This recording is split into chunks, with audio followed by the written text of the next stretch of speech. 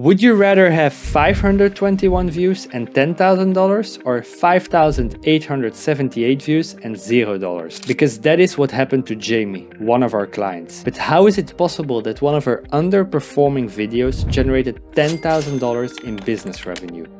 Yet, I see this happen all the time, so today I will talk about how these underperforming videos convert better than anything else, how you can do the same, and what is the key difference nobody is talking about. But first, how was Jamie able to pull this off? Jamie is a healthcare consultant for private practitioners and med spas. Over the last 20 years, she has built a consulting program focusing only on starting a private practice. Pretty niche offer, right? So she needed a way to differentiate herself from her competitors. Therefore, she started YouTube, and look at the results. Her average views per video since we started working together are 446. But for her audience, that's more than enough because she gets one website click for every 50 views.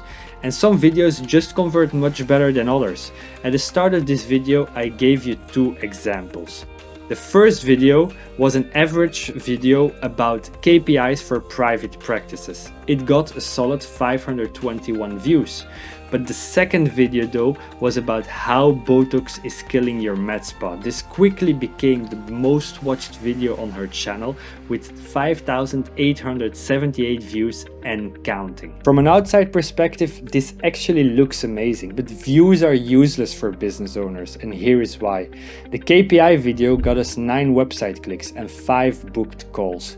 The Botox video, 2 website clicks and 0 booked calls. Initially, Jamie was really excited about the performance of this Botox video until I showed her the real data. Because these 5 booked calls, they turn into 2 signed clients. Guess what we will be focusing on moving forward? But what drives these underperforming videos to convert better than anything else? Have YouTube gurus been lying to you for years, telling you to chase big views? Well, yes and no. Let me explain. Views are great, but not all viewers are equal. Imagine you're walking through a shopping street. Instead of looking at the latest fashion, analyze the people around you. Some people are walking without any bags, going in and out of shops without buying. Others stop at every shopping window, gaze at the newest fashion, and then continue. And few will decisively walk into a shop, be inside for 5 minutes, and leave with 2 full bags. Your YouTube viewers are just like that. Some will watch a few videos and move on. Others will get your videos suggested but don't click. And few search for specific information, find your video and want more.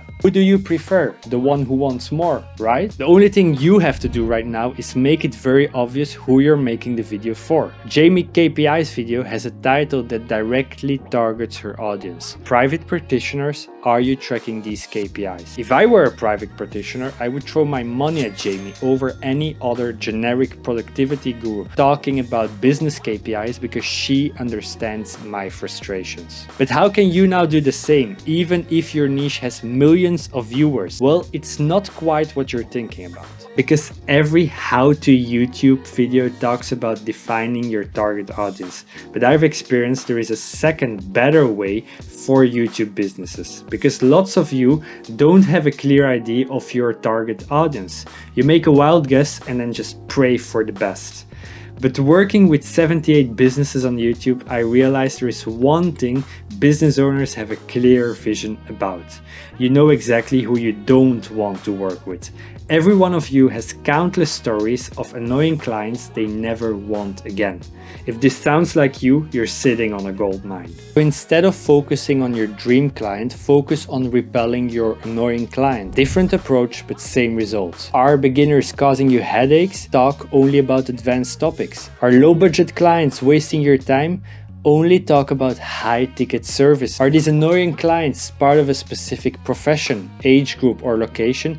Just mention you can't help them. All these repressed frustrations will finally serve. Plan a complaint session with your business coach, your psychologist, or your partner and vent about your worst client. I guarantee you by the end of the session, you will have so much information you don't know where to begin. You're excited to get started, right? Yet you're still missing one key step no one is focusing on. And without this little adjustment, all your efforts would go to waste. Because right now you understand that viral videos aren't the goal and repelling the wrong audience is only the beginning. Fine-tuning your audience is an ongoing process, and that's only possible if you track the right data. So think again about Jamie's videos. The views 5,878 versus 521 didn't tell us anything about the business results. So here is what to do instead. Don't track the views alone. Also look into website clicks, booked calls and sales calls. Measure your video success by clicks per view, booked calls per view and sales per view. These metrics will give you a much more defined result of the video's performance.